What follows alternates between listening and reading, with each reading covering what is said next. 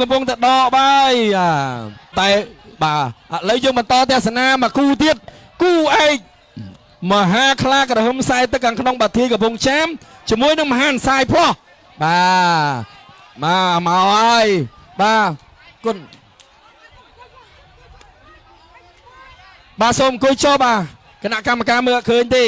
បាទខ្លាក្រហមឯកស្ថានពណ៌លឿងខ្សែទឹកខាងក្នុងមហានសាយផ្លោះឯកស្ថានពណ៌ក្រហមរាយប៉ាយបាទអរគុណណាបងមីងឡុងស្រុកប្រធាយបាទឧបត្ថម្ភខ្ញុំមួយលោកគ្រូម្នាក់50មួយកាហ្វេដាវបាទឥឡូវយើងបន្តទស្សនាគូអូប្រហាក់ប្រហែលគ្នាល្អណាស់ការភូមិគងនេះពិតជាជក់ចិត្តដិតអារម្មណ៍បាទជាមួយនឹងចំណោះទូកបាទដែលជាទូកខ្លាំង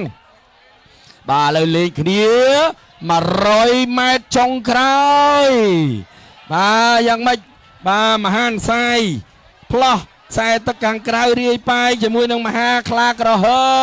មអីយោយខ្លាក្រហមដកហើយខ្លាក្រហមកំពុងតែដកបាយខ្លាក្រហមមកពីបាធាយបាទថែមទៅចាប់បាធាយនឹងស្រុកខ្ញុំអើយអូយបាទដកបាទហើយនេះដកយកតែមែនតែនហើយដកហើយខ្លាក្រហមបាទអូយបាទឥឡូវនេះបាទដល់ហើយពាក់កណ្ដាលទូក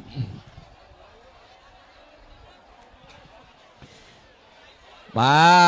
ទឥឡូវយើងឃើញហើយភាពចាញ់ឈ្នះបាទដល់ទៅពេលអញ្ចឹងទៅងាយអត់ពិតបាទប៉ុន្តែជួយយ៉ាងណាជើងទី1នេះល្អណាស់ការចាញ់ឈ្នះគ្នាគឺមិនដាច់បាទសម្រាប់ទូកខ្លាំងគឺប្រហាក់ប្រហែលគ្នាសូមជម្រាបដល់ស្រីសសុកសែនជ័យអើយថែមការ៉េមថែមម្សៅបន្តិចទៀតទៅបាទថែមការ៉េមថែមម្សៅអីម៉ាក់កាយេតឡើងសុភ័ណ្ឌភាពបន្តិចទៀតមើលខុសគ្នាតែបន្តិច